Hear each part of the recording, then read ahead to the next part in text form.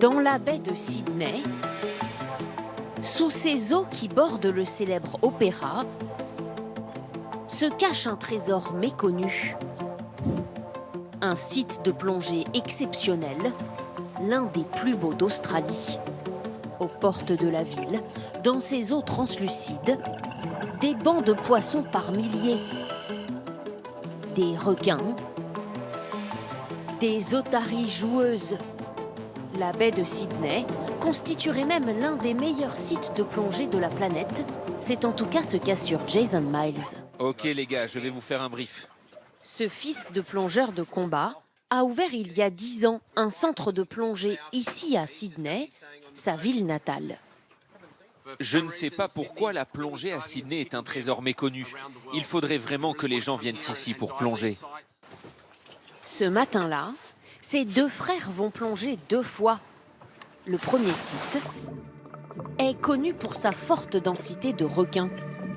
Quelques minutes seulement après s'être jeté à l'eau, en voilà un, puis un autre.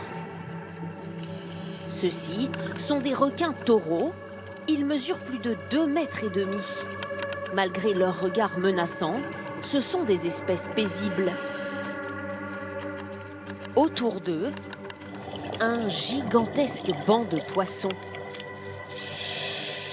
Une nuée marine qui fascine les plongeurs. C'était incroyable. Ce banc de poissons, juste à côté du bateau. Il y en avait des dizaines de milliers. C'était comme un nuage. Mike et Paul sont passionnés de plongée. Installés à Sydney, c'est devenu leur passe-temps favori. Ils explorent les fonds marins 2 fois par mois. C'est magnifique. Ça change de la routine. Moi, je passe mes journées assis devant un ordinateur. C'est vraiment mieux d'être dans l'eau avec les requins. Dans la baie de Sydney, les rencontres ne s'arrêtent pas là. Quelques mètres plus loin, au pied de cette falaise... Oh, elle nous regarde. Celle sur la pierre est une grosse paresseuse. Et il y en a une dans l'eau. Des otaries. Elles vivent ici en colonie. Plus vous ferez les fous dans l'eau, et plus elles voudront jouer avec vous. Donc je vais jeter l'ancre ici à environ 10 mètres pour que nous ayons de la profondeur, et on va s'amuser. Ces espèces d'otaries, qui peuvent peser jusqu'à 360 kilos, sont connues pour leur caractère très facétieux. J'ai un labrador chez moi. Et elles sont comme mon labrador. Elles aiment jouer, nous courir autour. Enfin, virevolter, interagir avec nous.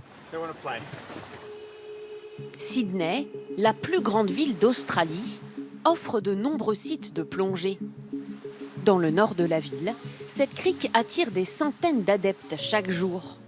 Florian Dusanterre, originaire de Reims et installé ici depuis 4 ans, vient lui se former pour obtenir son diplôme. Il ne voulait plus passer à côté de l'une des activités phares de Sydney. Pour une première plongée, c'était vraiment bien. Il n'y avait pas de courant, c'est beaucoup de poissons. On a quasiment vu, elle nous a dit, on a quasiment vu tous les poissons possibles qu'on pouvait voir aux alentours, quoi. On a vu une tortue aussi. Cette petite baie est devenue le terrain de jeu de ce photographe marin. Il vient ici 1 fois par semaine. Pour lui, Sydney vaut tout à fait la célèbre grande barrière de corail dans le nord-est du pays, à 1200 km d'ici. J'étais là-bas vendredi et je suis revenu ici dimanche. Et j'ai préféré ma plongée ici plutôt que celle sur la barrière de corail la semaine dernière. Ici, on voit à 20 mètres, la mer est bleue, avec la ville tout autour, c'est incroyable. Malgré une eau à 18 degrés, c'est l'hiver en ce moment en Australie, il va passer 1 heure à nager, capturer les espèces qui l'entourent. Comme ces sèches géantes, elles sont uniques au monde, on ne les trouve qu'en Australie. Les sèches géantes sont vraiment les espèces que je préfère prendre en photo. Elles ont une vraie personnalité, elles changent tout le temps de couleur, de forme, de taille. Elles interagissent avec nous, elles s'approchent même parfois pour nous dire bonjour. La baie de Sydney, l'une des plus belles au monde, regorge de merveilles sous-marines, des sites encore confidentiels.